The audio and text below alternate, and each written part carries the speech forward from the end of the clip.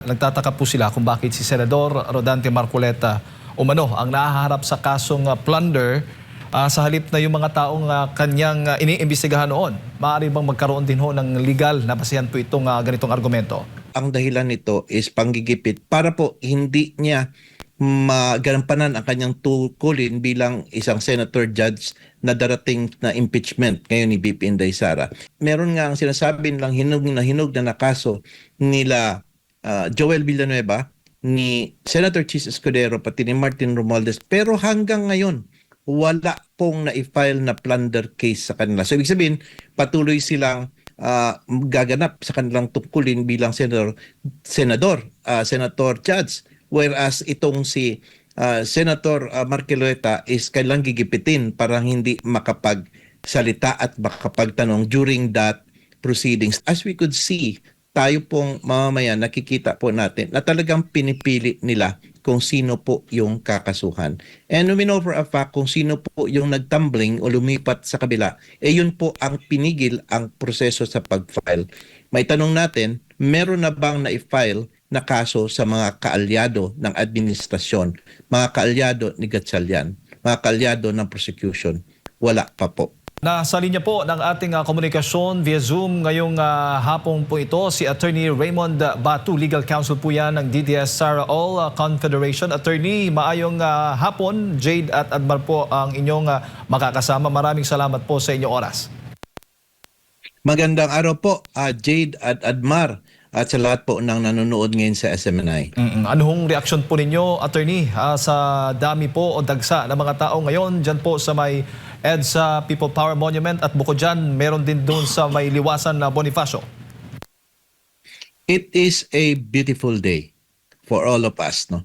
Because this time, magkakaroon po talaga tayo ng pahayag na hindi po ginigipit ang boses po ng masa na humihingi po ng katarungan, no?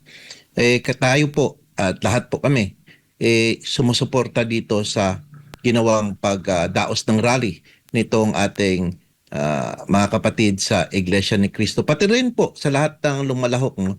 Kahit po anong reliyon, wala. Ito po ang totoong walang political color, Jade. Opo. Ano ho yung pananaw ninyo, Attorney, doon po sa naging dahilan, no, nitong ginawang rally ng Iglesia ni Cristo at ng iba pang mga grupong nakikiisa na rin na ito'y suporta o bilang suporta para doon kay Senador Rodante Marcoleta at maging doon din sa kanyang pag-iimbestiga sa Blue Ribbon Committee kaugnay nga doon sa mga maanomaliang flood control project? Yes, this is primarily talaga doon sa call natin na talagang binabaluktot po yung batas natin eh. At yung tawag nating bend and twisting the law. Kaya nga po ang panawagan talaga ng lahat, no, is ituwid ito at gamitin po sa husto ang batas natin. Ang panawagan naman natin is yun lang, no, to be fair. And wala po tayong tinatawag na selective prosecution.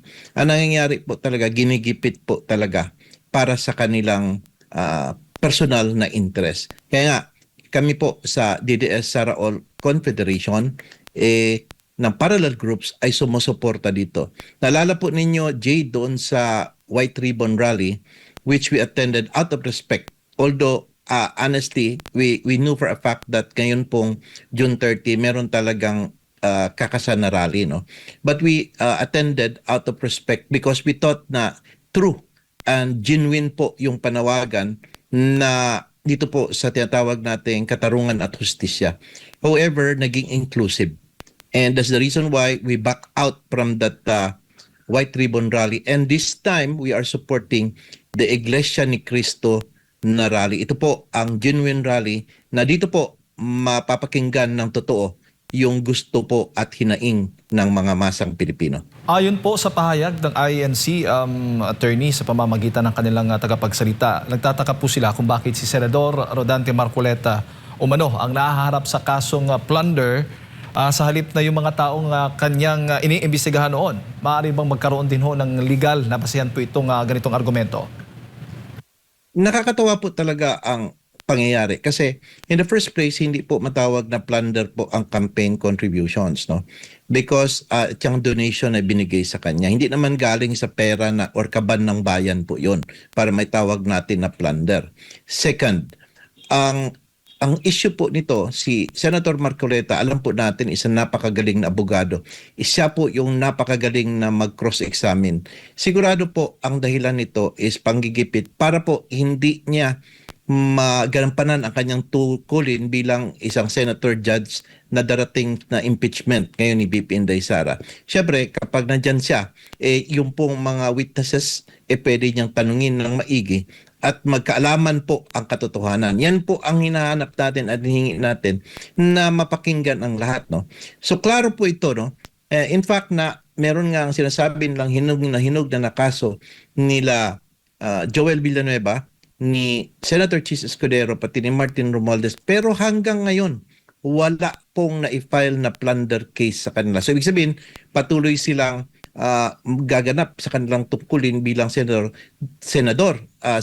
judge, whereas itong si Senator Marcoleta is kailang gigipitin para hindi makapagsalita at makapagtanong during that proceedings. Take note that ito pong ginawa nila na marami ng gobyerno na ito, particular na itong mga announcements ni Ombudsman Boying Rimulya na una, i-discharge niya as state witness si Bonoan, Secretary Bonoan, dahil kailangan daw ang testimonya niya.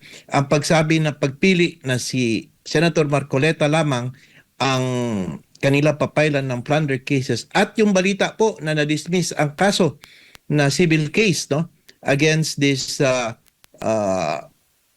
Martin Romualdez pati kay Martin Romualdez at kay Saldico, talagang klaro po, no, dahil hindi na binayaran ang filing fees kaya na-dismiss. So ibig sabihin po, talagang klaro at may selective po na prosecution para po sa pansariling interest. Opo, binanggit din ho ng INC na mayroon umanong naging desisyon yung COMELEC na walang krimeng na ganap po doon sa kay Rodante Marcoleta, yung pagtanggap po ni Senador Marcoleta ng campaign donations. Maaari ho ba ito maging depensa rin ho o malaking factor din ho ba ito sa isang hiwalay na kaso tulad po ng plunder?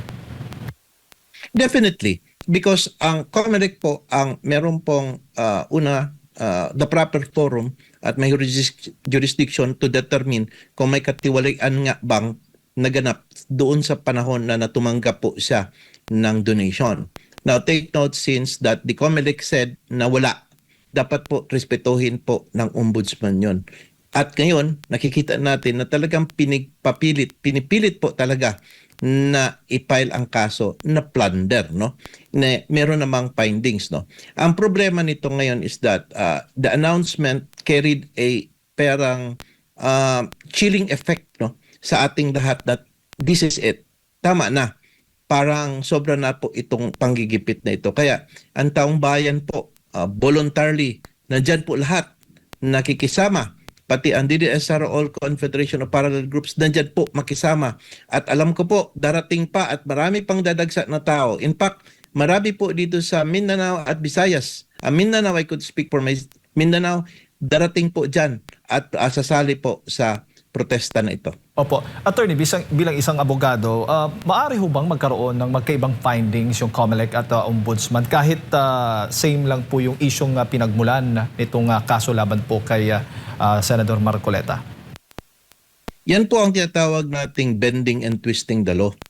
The moment that they ini-insist po na i-file, no, ng ombudsman itong kaso. Take note that ang sabi pa naman ni Boying Rimulya na kailangan daw reasonable certainty of conviction. The question is that reasonably certain na ba talaga sila na meron po bang na-violate na batas, the plunder law, si Marcoleta, considering na meron ng findings ng COMELEC na wala siyang ginawang krimen. So ibig sabihin po, ang reasonableness na pag-determine po, no, parang probable cause na certain sila na makonvict ito is questionable. Now, it is true that Marcoleta could question that in court. But the problem is that pag na-file po ito at lumabas ang warrant of arrest, non-bailable po ito. At malapit na po ang impeachment proceedings. talagang malapit na in the sense na hindi niya magampanan ang kanyang posisyon o ang kanyang trabaho. So ibig sabihin po, while he may be able to absolve himself, mapawalang bisa niya yung kaso laban sa kanya, for the meantime, nandoon siya sa piitan dahil non-bailable offense. And therefore, kapag nasa piitan siya, hindi siya makapag-participate. Yun po ang sadya dito. It's not necessarily na makulong o makonvict si Marcoleta sa plunder because they know for a fact na wala talagang kaso laban sa kanya. Opo. Bago ko ipasa kay Partner Admar, madalas lumalabas po itong terminong selective justice attorney. Sa legal po na pananaw po ninyo, kailan po natin masasabing may selective persecution o prosecution o selective application po ng batas?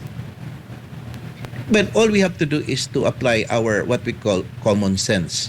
Although, sabi nga nila, hindi po tama na word ang common sense dahil it is not common to all.